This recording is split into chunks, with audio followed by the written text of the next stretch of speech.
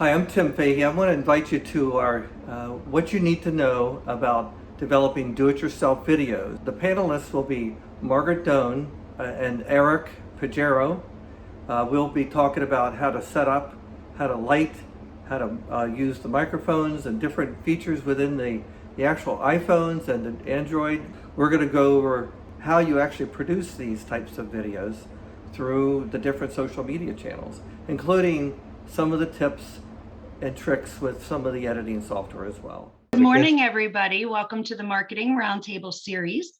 I'd like to introduce you to Tim Fahey, who will be our moderator today. Well, thank you so much.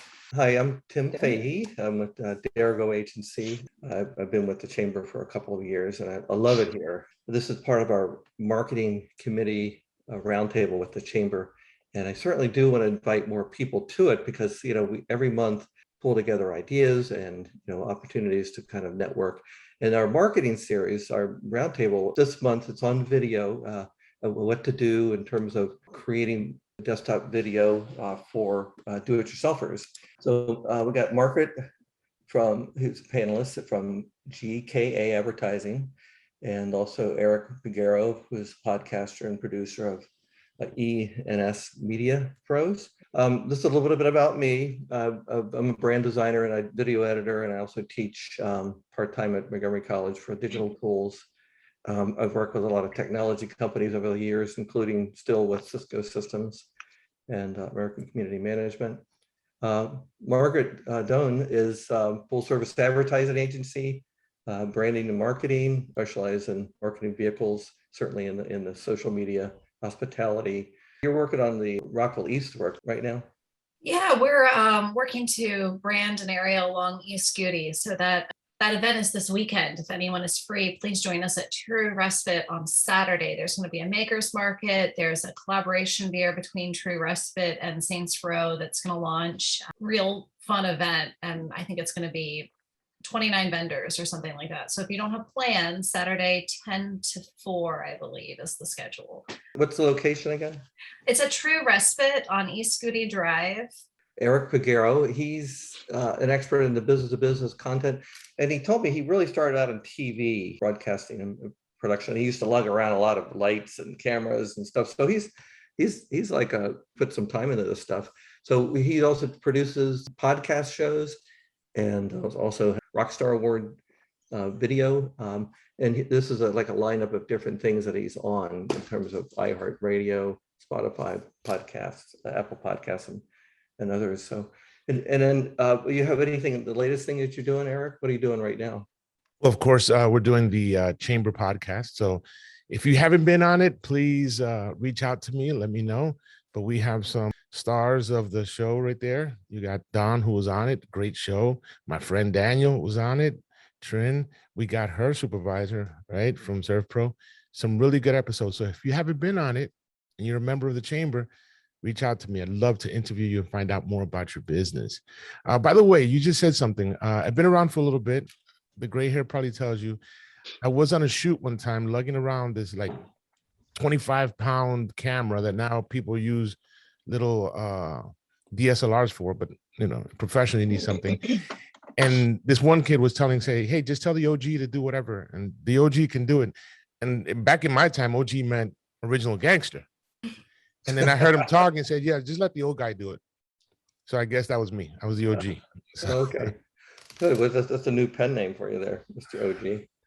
All right. Well, Eric, thank you so much. You have such a great radio voice. I mean, that's a deep, was that the mic or is that just you? I mean, you talk like that, like when we're in person? It's actually a combination of both. Okay. Yeah. But I got to get that mic. The 800-pound gorilla in the room is that we all do these DIY videos. And so, and these cameras are so amazing on these phones. I mean, everybody has a smartphone. And they almost cost as much as some of the DSLRs, which is but then they do have controls in them. So this is part of the idea is to really get to know what to do, not only from a professional standpoint, but, from a, how do you do it from the ground up? And I know, Trin, you're really into this quite a bit too. So we want to start talking about like who's your audience and how do we begin this process? And Margaret, I was going to turn the question over to you first. and ask you, like, what are some of the tips that you could give about help defining your audience so that, we stay on track? Sure. Well, I think it's fairly straightforward. You always want to think about, who am I speaking to and what is it that they want from me, so that you can answer that question for them.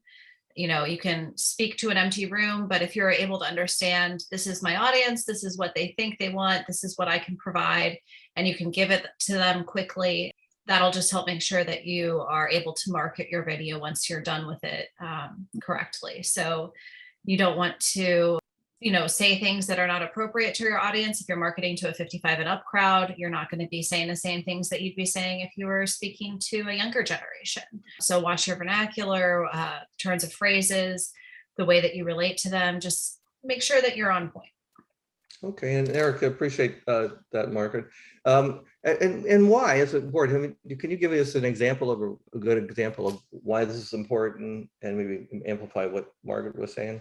Absolutely. Margaret's right on point. Who you're speaking to really makes a difference because it tells you what they want to hear. So, for example, if you are doing an educational series and you are targeting somebody who just wants to be entertained, your video, your message is going to go like white noise. They're not going to understand why you're doing what you're doing.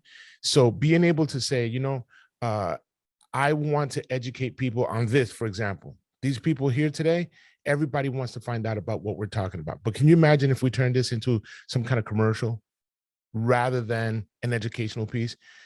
They don't get the value. So bringing the value to the people that you're targeting is very important. And I'll leave you with this one. Make sure that your audience, I have it on my wall right here, who my audience is for every project that I have. So I never lose focus on why I'm talking to them. So it's about who you're talking to, why you're talking to them, and what you expect to get in return for talking to them. That's awesome. Well, thanks so much. And so we have kind of an outline of all this, which is really about our storyboard and script, and in terms of planning and how it keeps us on track. So I was going to turn this over to Margaret too. Like, and also we're going to also talk about the equipment and lighting and steadiness and the mics, and of course during it we're going to talk about the stress and the camera and where to start. Make sure you smile, and of course finally we're going to wrap up with some of the editing tools and show you some examples of all this. So, like, for instance, could you give us a kind of an example of some of the things that or tips of what somebody could do to begin a project? Because I mean, sometimes you get lost. So how do you start, and what do you do in terms of your process? Sure. So it really, depends on the scope of your work as well. If I'm shooting a $30,000 branding video, that thing is going to be storyboarded. We're going to know which shots we're capturing down to a T. Everyone's going to know this is what's going where. But I think one of the things that's really intimidating about people, and especially nowadays when you're a small business marketing, is you just need to get up and go. You just need to do it because it's better to just get it done and practice. So don't be intimidated by storyboarding. I think one of the big things that hangs people up a lot is perfectionism. Eric is going to speak to this, I think, a bit too. So for storyboarding, keep it simple, like kind of that 5-paragraph style from your high school essay writing days. Know what you're going to start with, know what your 3 points are, know what your conclusion is, and bullet point it out. I mean, you can't see my screen, my literal screen. I have Post-it notes all over my screen because it helps me remember, these are the things that I'm going to be touching on. If it is something where you need a little bit more guidance, feel free to write it out. But I think nowadays there's no pressure to memorize a huge script. There's no pressure to try to be perfection in what you say. So if you can keep yourself on point and know what your transitions are and try to avoid the ums and the, like the noises. I'm sure Eric knows that, like, if you're recording audio, like, it's better to just pause and collect yourself and then come back to keep talking instead of putting in a lot of stuff you're going to have to edit out later. So use whatever tools make sense to you, but don't stress about it. I think with the storyboarding storyboarding is traditionally something that shows you which shots are going where. And it's great if you know that, hey, I'm going to be talking here, and then I need some B-roll footage of something rolling underneath. So you can just know in your head, in order to put together my vision, I'm going to need to capture this talking segment, and then I'm going to need to have this footage in the background. So you have like a little shot list. Perfect. Yeah, I know. Certainly the shot list is important. So what do you think, Eric? What kind of things would you advise people to do on story? Sure. So I guess the first thing is knowing the production cycle, right? The first step in the production cycle is planning. Not firing up the camera and going out there, guns blazing and shooting everything out there, because either you're going to miss some things or you're going to shoot a lot of stuff that later on you're going to have to try to figure out what goes where and why. So a good plan and knowing storyboarding.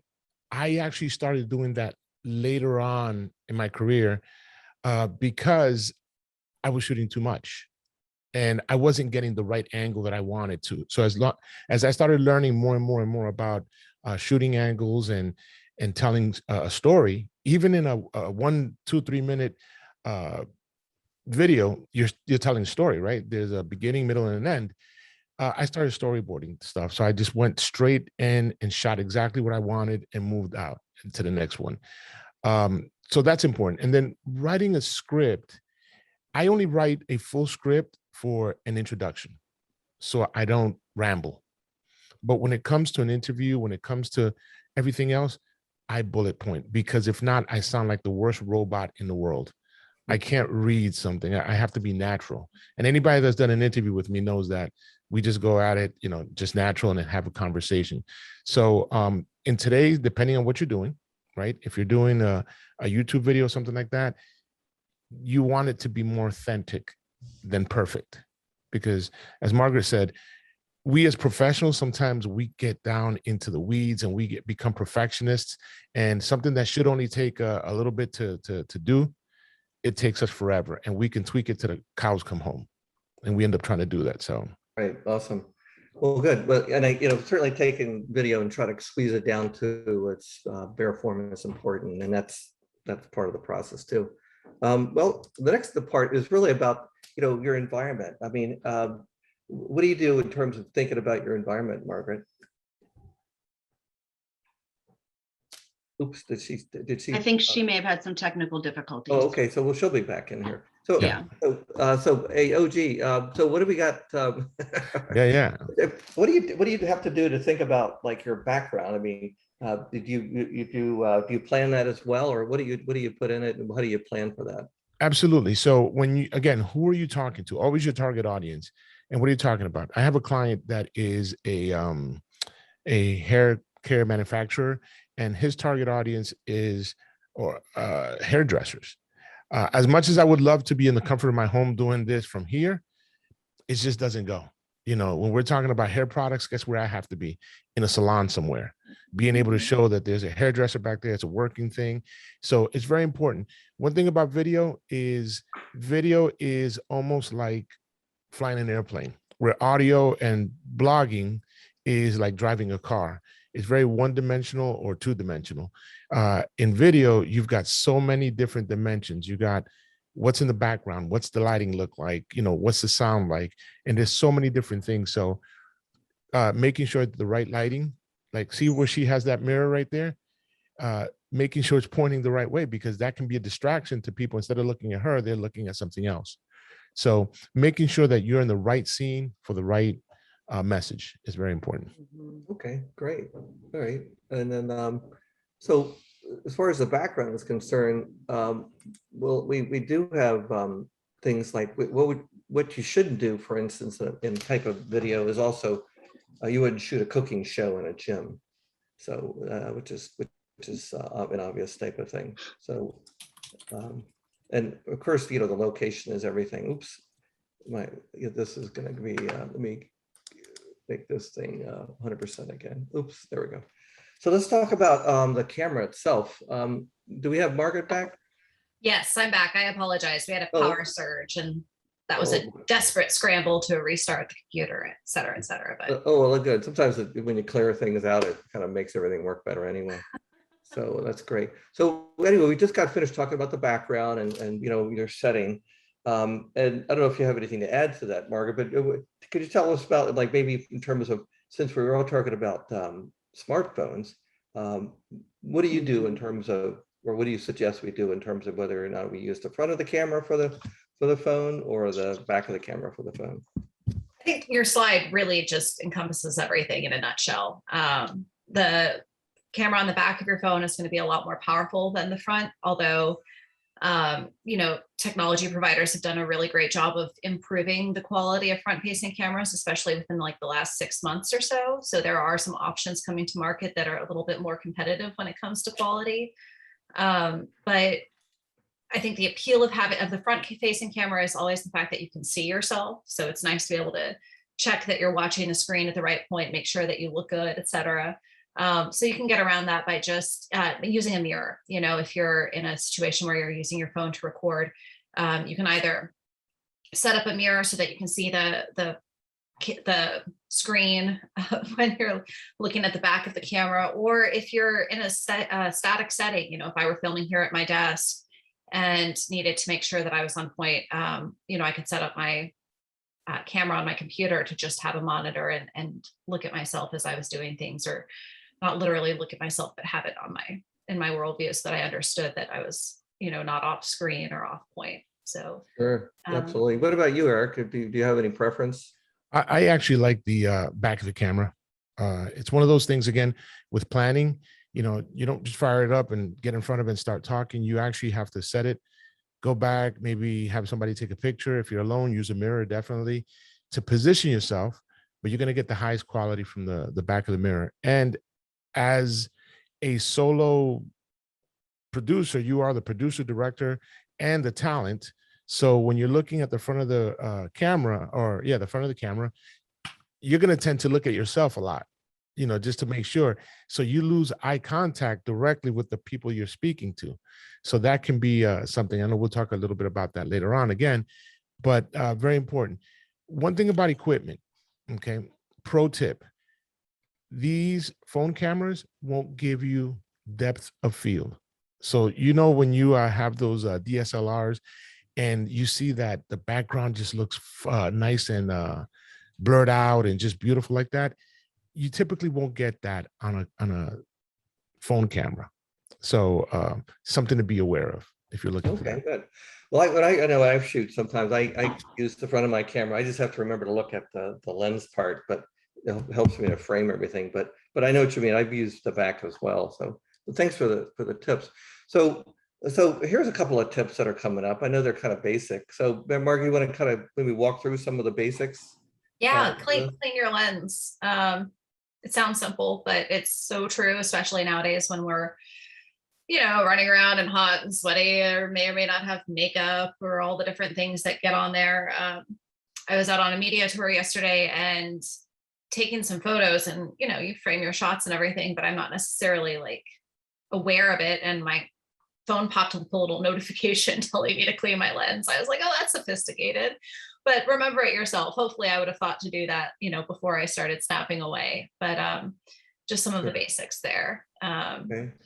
And then maybe Eric, if you have, what about positioning the camera and the film setup? What do you think about? Absolutely. So you definitely want to get, like I mentioned before about the depth of field, you want to stay away from the wall. I've seen so many people put themselves against the wall, and it just gets really bad, really flat looking, especially if you have lighting. You'll get hard shadows, you'll get all kinds of things going on that are distractions, right? So you want to give yourself a little bit of distance from the wall. You also want to position yourself in a way that you are the center of attraction. In other words, you don't want to bring too much busyness into it and take away from who's speaking and where they should be focusing. So Margaret, I'm going to steal this from you. The rule of thirds, right? That's something to look at. And I would encourage you to definitely look that up, because that's a whole class on its own. The rule of thirds. But in YouTube video land, it's very forgiving to be in the middle of the screen. So it's really a stylistic thing. So depending on what your style is, If you see, look at us right now in our screens, we are all looking in different directions. We are in different positions inside of our camera, and that's okay. As long as you're, making contact with the person. Look at that. Somebody's calling me at this hour. Making contact with the person and being able to, again, get your message across. Sure. And I did want to touch on that rule of thirds, Margaret. And, could you kind of explain that a little bit? Because I think that's a really good point in terms of positioning and design. Sure. Yeah. From a design perspective, the rule of thirds is simply the idea that you use the grid on your camera to divide up your screen in thirds. So that's vertical and horizontal as well. So the interest points stylistically are where those lines intersect. Okay. So, Wes Anderson is the famous director, Grand Budapest Hotel, among others, and he does these very stylized, like straight on shots. And, as Eric was saying today in YouTube world, that's totally fine. But traditional video talks about wanting to make sure that you're a little bit off center with what you're doing, so that way people are naturally more inclined. It's a little less offsetting. There's a whole psychology behind it. And would you also recommend having the camera above your eyes or below your eyes or at your eyes, or what do you think? Either one of you. I think there's a little bit of what works for you. Eric has referenced a couple of people where stylistically they have it much higher, and so that's kind of their brand, to have it pointing down. Mine is positioned just slightly above my eye level, and that's simply right now because I'm using a giant IMAX screen. But it's whatever's on brand for you and whatever feels good. I think when we were talking about setting up shots earlier and storyboarding, one of the things that you can bear in mind with that is continuity. Eric calls that a dirty word, and I totally get it because it's hard. But if you're doing multiple takes on something, you don't want to have one of the takes shot from up here and then come back later and have it shot here, because then when you're doing your video, the positioning is just going to be like all around. Time of day is important. You don't want to have shadows coming from this side and then that side later on in the sentence. So just thinking through what works best and what you can do consistently, so that way you don't have to think through a bunch of different things. If this is where my camera is, and you can set it and forget it, even though that itself is a problematic phrase. But if you have a default, you can go back to, so that you don't have to worry about some of those little troubling situations that can be helpful. Absolutely. And if you're just doing an interview like he is right there, Tim, if you can go back just to him. If you're doing something like that, it's a simple answer, just, whatever works for you. But if you're going out there and getting B-roll, and you're doing this and you're doing that, and you're doing more of a semi-pro production, each angle has a reason for it. You have the, to use layman's terms, you have the bad guy angle. If you guys are diehard fans, remember when the bad guy came in, they took him from the bottom up, right? That means he was a overpowering figure. So there's so many different angles, the Dutch angles. I mean, there's so many, and they have a reason for them. So it has to be thought out and storyboard as part of your story. So if it's something like this, very simple answer. That's a really good point, and I think yesterday too, you brought up another point, Eric, if you don't mind me just saying it, but yeah, it was really about when you're shooting, just let the camera run rather than just taking multiple shots, because it'll drive you nuts having like too many of the little pieces in an editing thing. So what's your process workflow in one long shooting? What kind of tips could you give? Sure. So when I first started, every time I would make a mistake or my client makes a mistake, we hit stop and, do it again and start over. And I ended up on a 2-3 minute video having 200-300 clips and not knowing which clip was which and why, and having to name them. And it was just crazy. So, fast forward into the future, I just started saying, you know what, just take a deep breath and start over from where you made the mistake, and let's go. Now, mind you, that's good if you're doing an interview and it just runs. Anybody who's done the podcast with me knows that I just said, take a deep breath and do it again, right? Because I'm not going to do so many clips. In video, if you're changing shots, you have to stop. You're going to get a new clip. But if you're doing this one interview like that, just talk, and handle it in post-production. You'll love it. Great. You'll love life for that. Yeah, and the editing process makes it so much easier because you got one piece, because you can still cut up pieces that belong the and do a natural clap. Oh, that's a good point. You know. So tell us about that. Why would you do that? Sure, that's an editing point right there. So when you're in post-production, you're in front of the camera, it may be weeks later, and you've done a million things in between then, you're forgetting, okay, what happened here? But when you see that spike in the audio, that tells you, oh, okay, that was an editing point. Or when you see something crazy like that, that's not part of the production. So that's an editing point for yourself. And it just lets you fast forward to that. Okay, cool. Anything that really kind of breaks it. So that's cool. Like screaming like a 16-year-old girl, that would be good. Yeah. Weird on set, but yeah, okay, if that works. So add a little levity to the whole thing. So anyway, so we're going to go on to the equipment stuff. And, this is where the rubber meets the road, right? Lighting, steadiness, mics. So, Eric, you're going to tell us a little bit about, maybe tripods and equipment first. We'll go with Margaret here next. Sure. So I like steady shots. If you look, one of the reasons people like to use gimbals and they like to use hands-free as all that is to put movement into their video, right? And I get it, been there.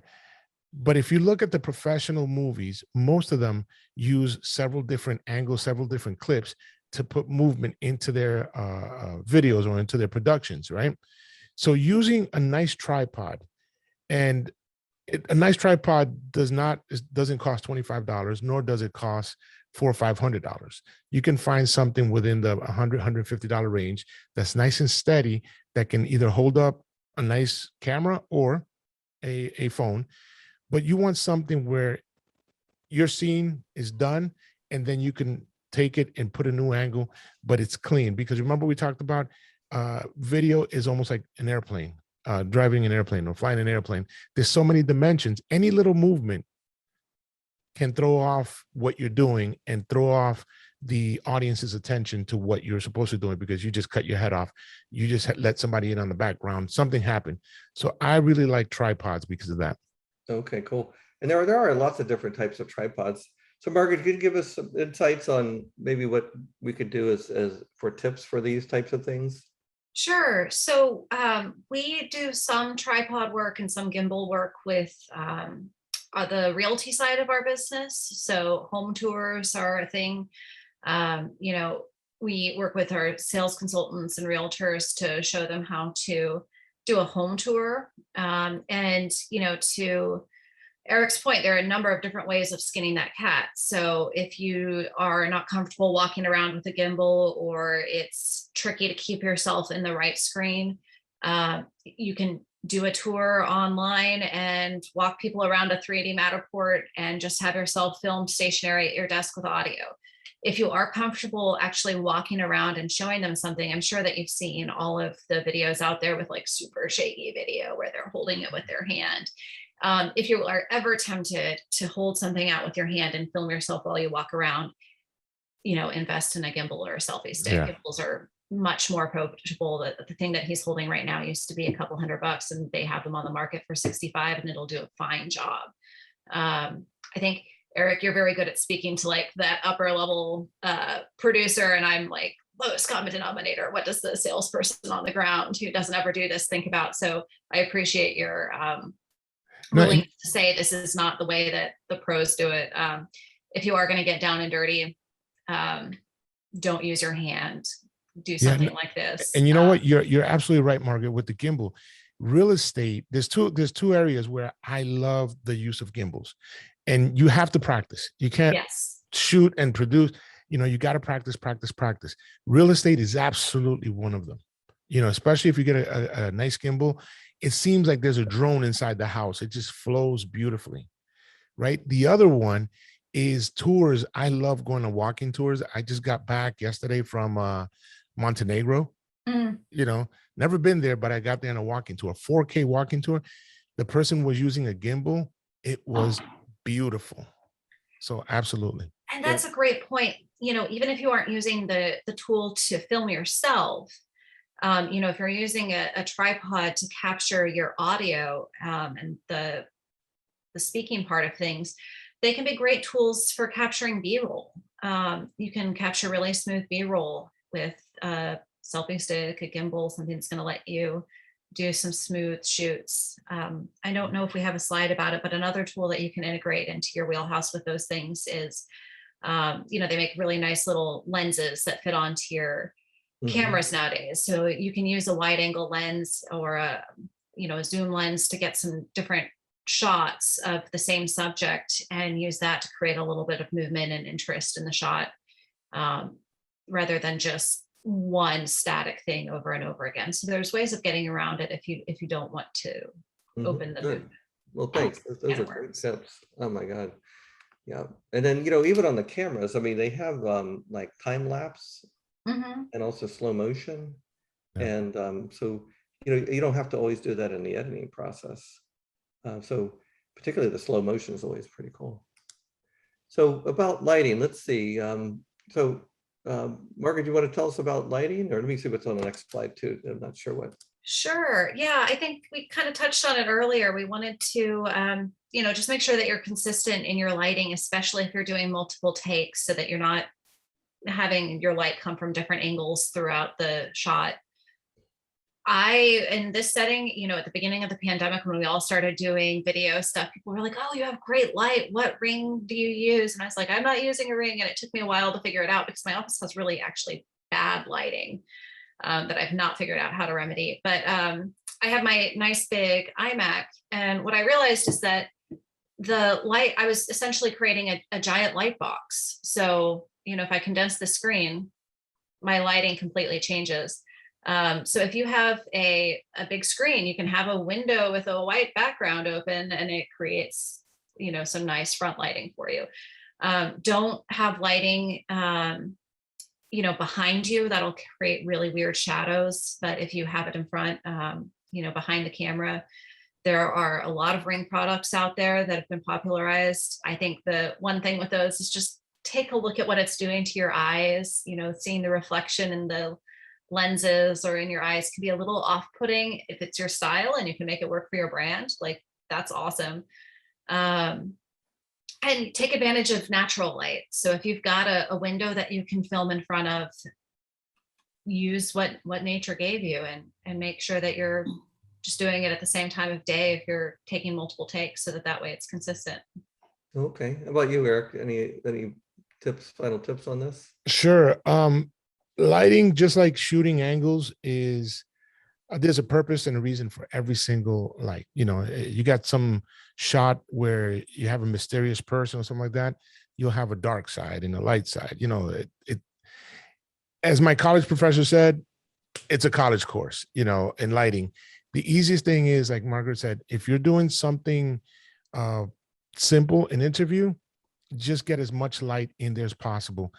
I did this wedding one time, and the person said they wanted the light off to create the ambiance. And so now the decision was, do you create the ambiance there, or 10 years later, when you're watching the video, you don't see the bride, or worse, the groom who's wearing all black?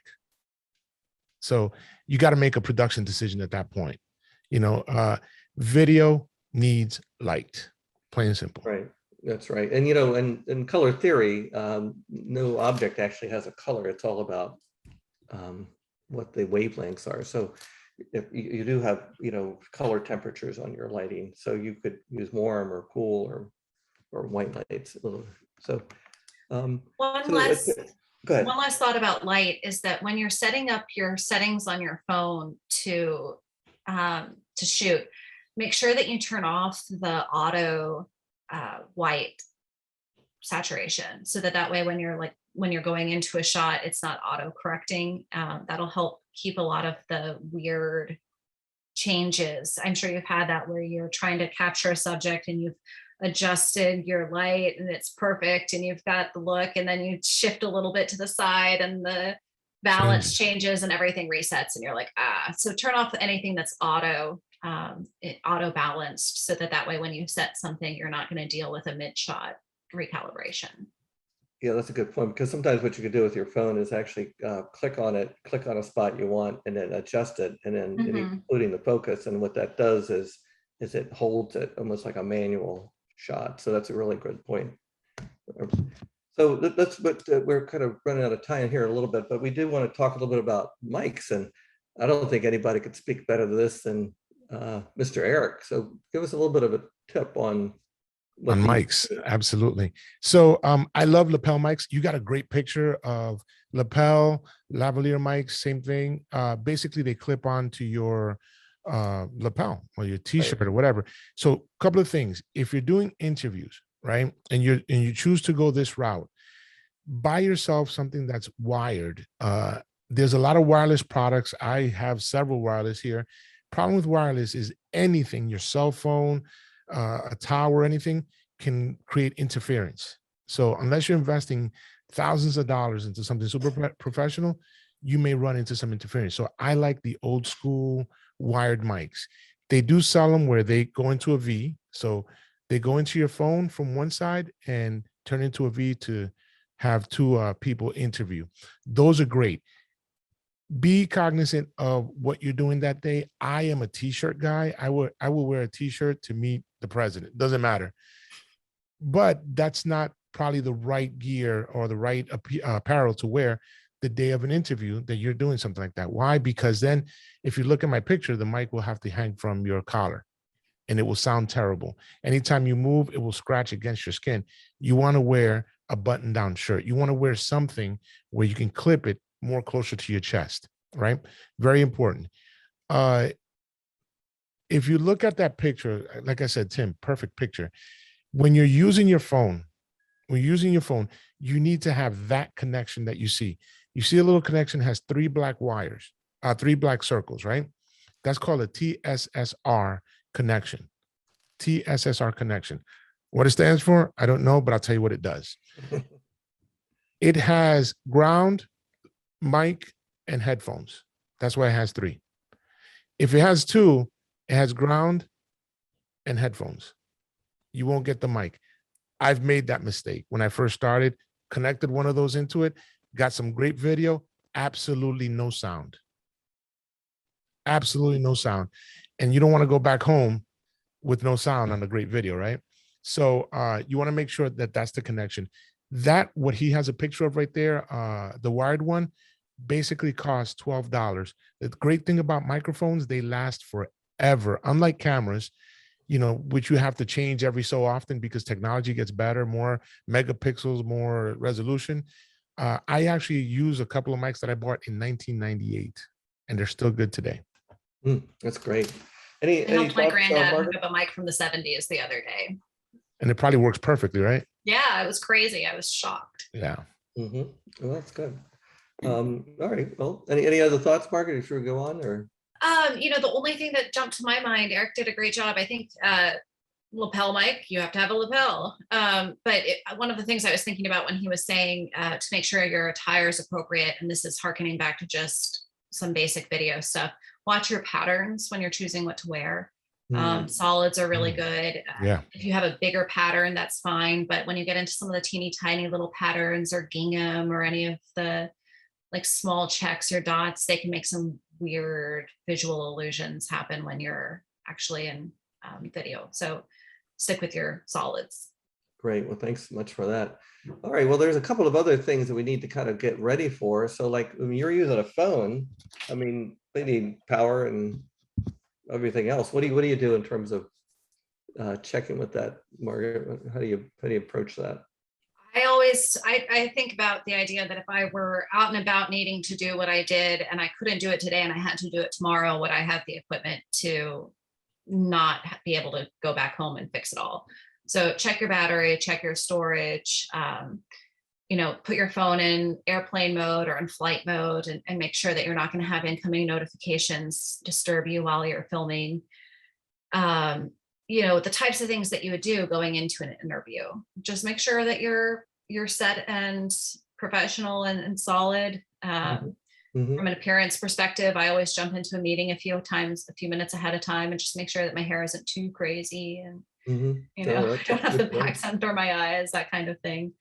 Um, Yeah, Eric also was wondering, this is a good point about even when you have a DSLR camera, because you know where the lens is, right? Well, Right. what about iPhones and Droids?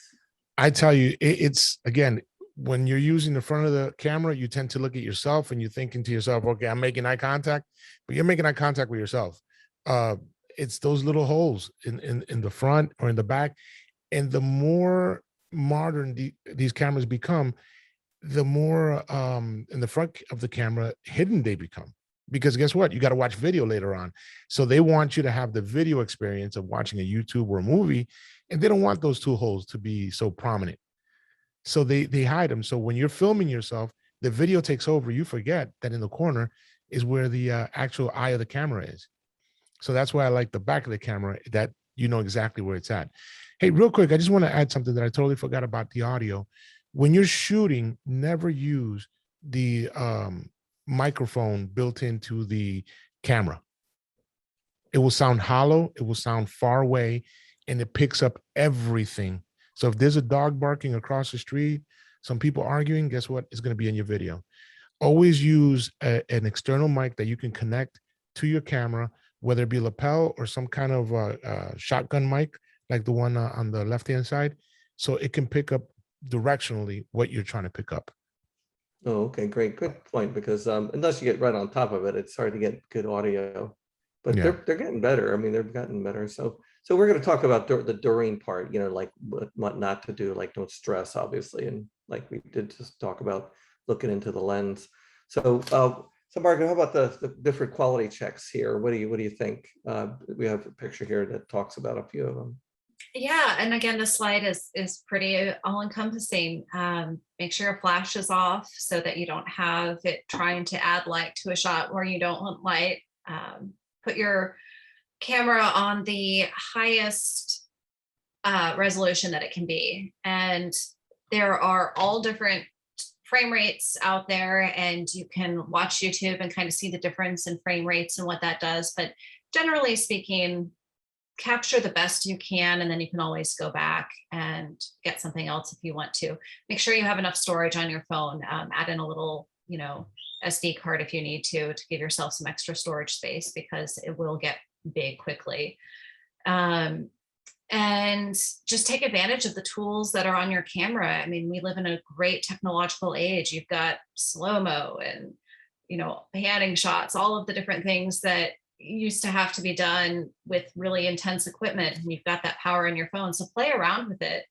And I think just remember what you're doing from shot to shot. So if you're setting up your stuff here, take a screen capture of your settings to make sure that when you go back to set up the next take, you can remember, even if it's like a day later, or you're, interviewing somebody else for your piece, you can remember, hey, this is what I did. So, again, test everything before you go live, put all your settings back afterwards so that you're not going into your next shot with some, latent stuff from the previous round.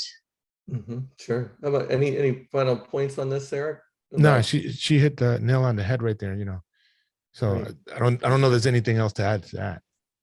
So then we have like what we do afterwards, this whole editing process. The world's really kind of divided pretty much in the two areas right now, with Adobe having Premiere, Adobe Rush, Adobe Spark, and also Apple has the iMovie and Final Cut.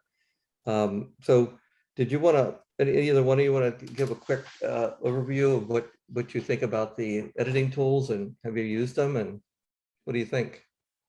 I'm pretty big on using DaVinci, which is made by Blackmagic. It's a whole different experience. I started off with Sony Vegas and then moved on to Adobe Premiere Pro. As a pro, I have my reasons, but I think the one that has the most information out there, if you're trying to use a pro level software, which is paid for, is Adobe Premiere Pro, something to begin with. Yeah. How about you, Margaret? I'll put a plugin for easy installed in your computer already, iMovie. I mean, there are all kinds of things out there that make it easy for you. But if you're just getting started and you're trying to get something out and you've never done this before, iMovie is a great place to start. It is very user-friendly. Apple makes a really streamlined product and user experience. So play around with it. You can import your stuff. You can kind of get the basics down of editing and mixing and everything. And then once you're ready, you can move on to a more complicated product. So, and Tim, I know you have a lot of experience with in-phone editing software. So I don't know if you want to jump in and maybe say a couple words about some things that you find useful. Yeah, I teach a class at Montgomery College, and it includes Adobe Premiere, which I learned to love because I used to use iMovie, and I've used Final Cut Pro, which I still love, and I love them all because they're professional level, but they're also simple. There's also Adobe Rush, which is usable for your iPhone and or Droids, or it's free. And also there's a new one out, which I wanted to share with you, like how you can actually use some of these things. This one is, you may not have heard of it. It's called Adobe Spark, and it's kind of like PowerPoint on steroids, because you can actually have different pieces in here. You can put this together in minutes and export. Here's a quick little demo. I wanted to show you a demonstration of how Adobe Spark works. It's Adobe Spark Video. It's a product that's provided by Adobe. I think parts of it are free. I'm sure they have a pro version of it, but it's an easy way to put video, text, and icons inside of these little slides. It's like PowerPoint. So you can put a video, text, photo, or icon. You can put a split screen. You can put a full screen. You can actually have a title page. You can put a caption in. So this thing is a one I already kind of put together really quickly. But if I wanted to add a photo, for instance, a video, I would just go right to the video, and I'll take the one video that we actually had set up for this particular, and I'm just going to slide that to the point where I think it would be fitting, and then I'll go ahead and press save. So this one has how to develop the DIY mobile video, who's your audience, develop your script, lighting, steadiness, position during the session, don't stress, look at this lens, stay on point, and smile. So I'll go ahead and play the whole thing.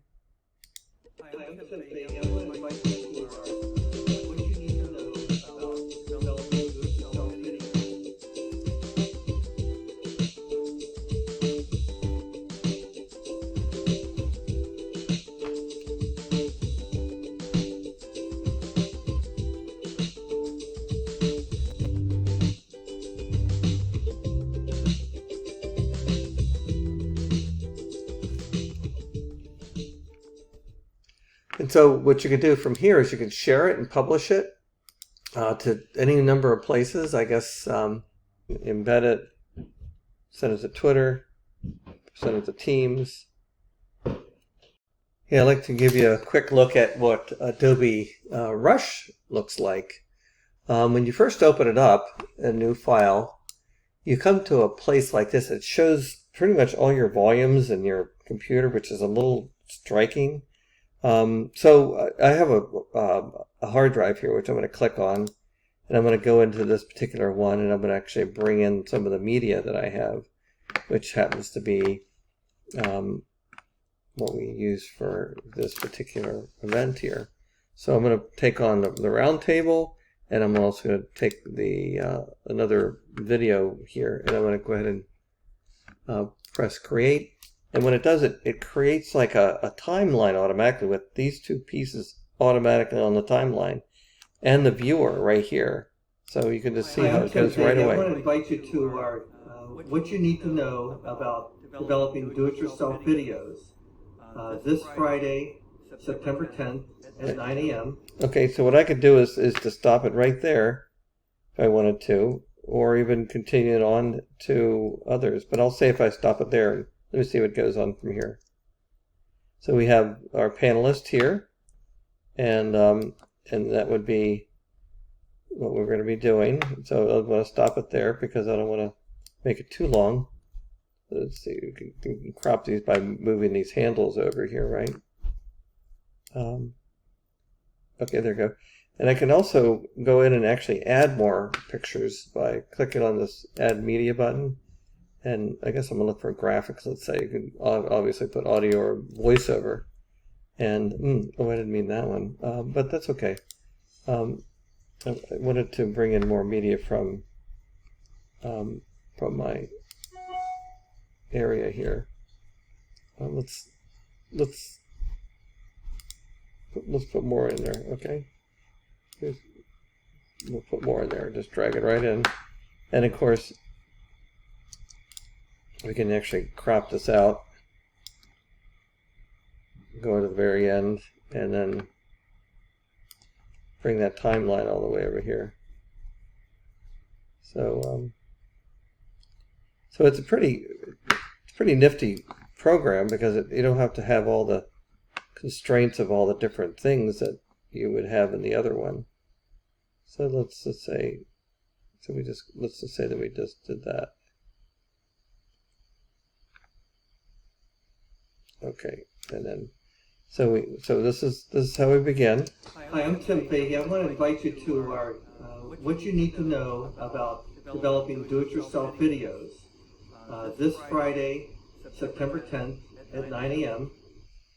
Okay, and here's our panelists, and so we're just kind of going over this, and of course we probably didn't need to do this again, but matter of fact, I think what I'll do is I'll crop this down to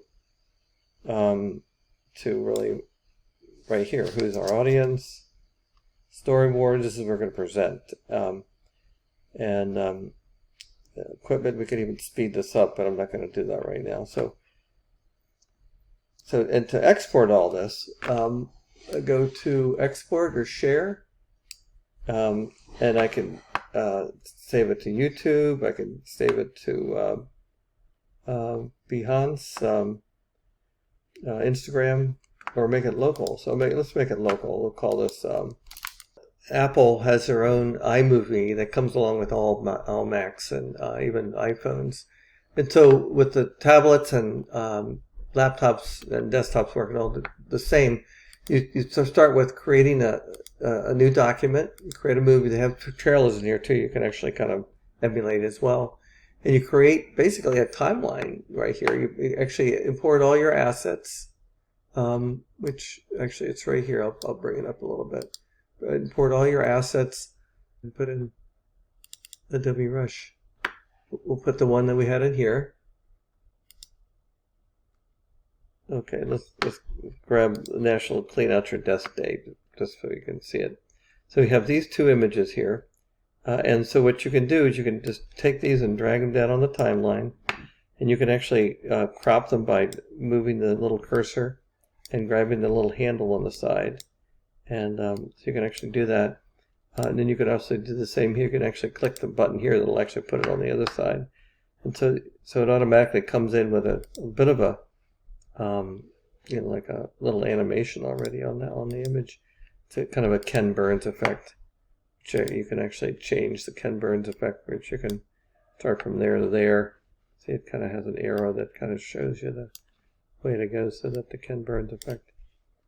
You have titles and audio, and you got different things you could put in here in terms of like right up front. You could actually put this on top. You can just call this by making the fonts different. You can make the sizes different. Hi, I'm Tim Fahey. I want to invite you to our What You Need to Know About Developing Do-It-Yourself Videos.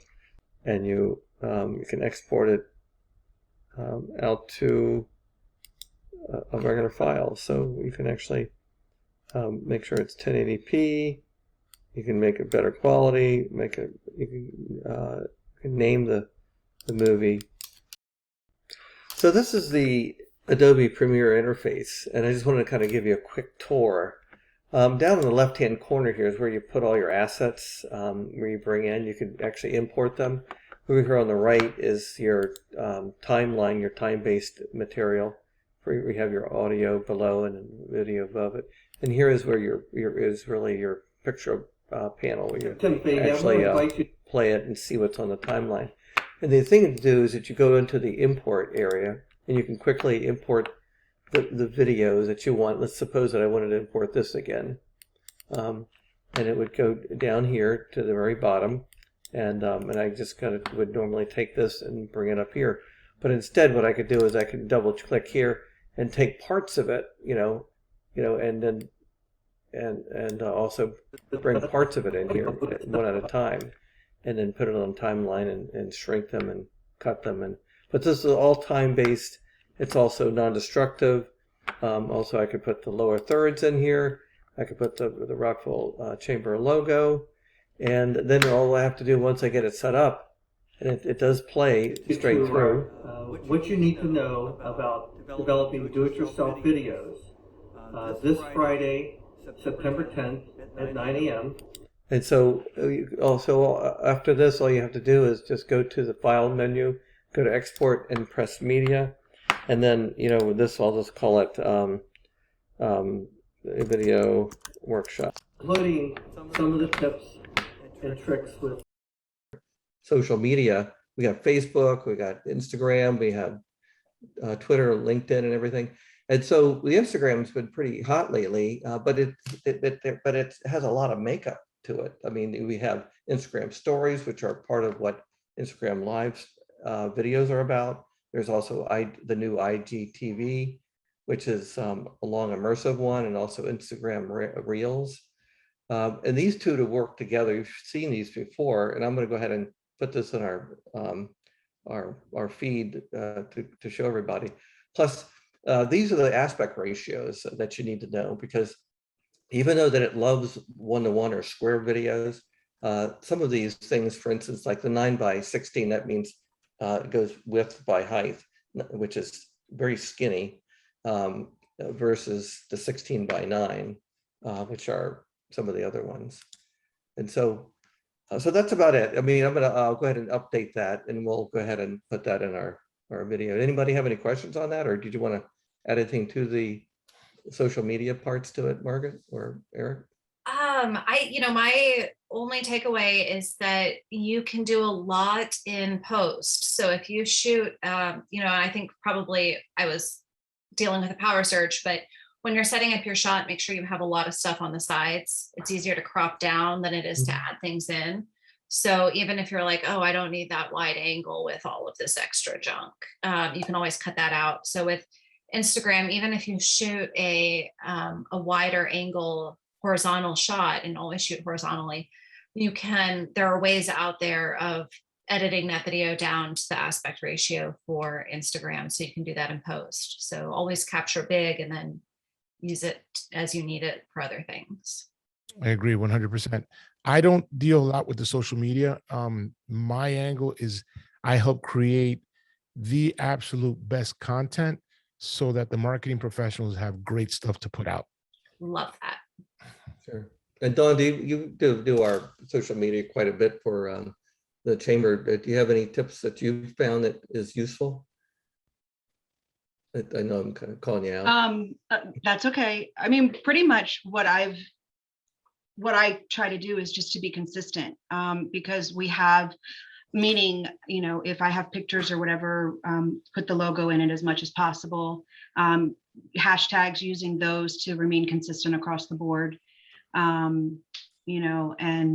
Just to make sure that the pictures or the images that we're using are clear, and not so much bigger than, the square that it allows on the screen, so that when it's up there, it looks like it's just blown out of proportion. So just trying to be consistent across the board is probably the most important in my opinion.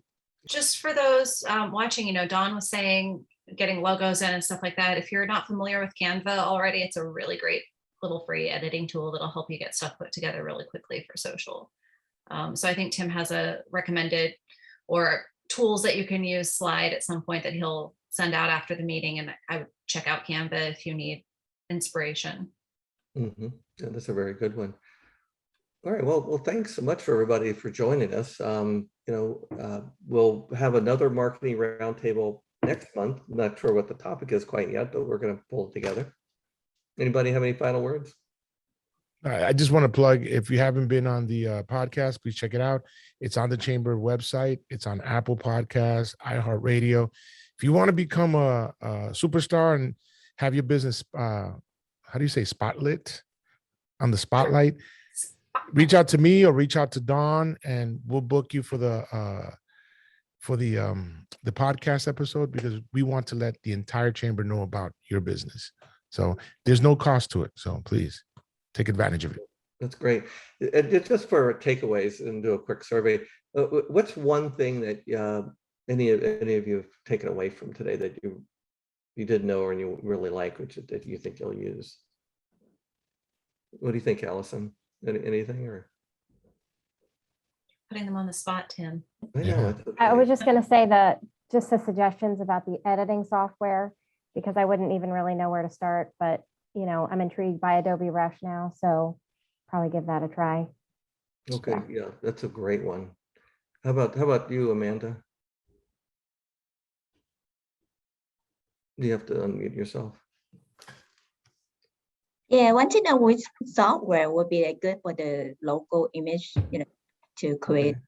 I know I create my own on this one, but it's not the best. So I want to get more information how going to be like doing for the logo, shopping, Okay, good. How about you, Mav? Canva. Johnson, Yeah.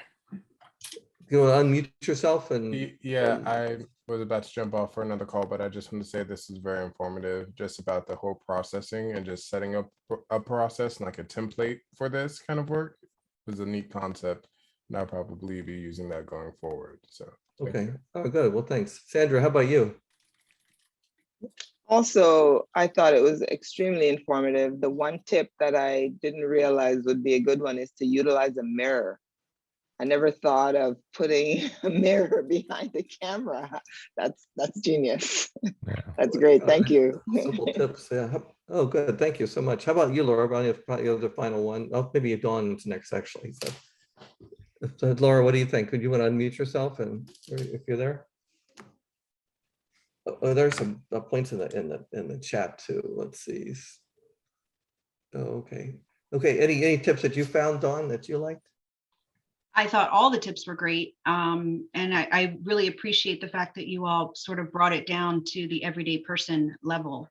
Many of us are trying to do things on our own as much as possible. So to have it put in layman's terms was great, so that we can understand and take it and run. Yeah, we're all in this together. And like Margie would say, all boats rise, when the tide comes in. Right. So hopefully we can do that together here.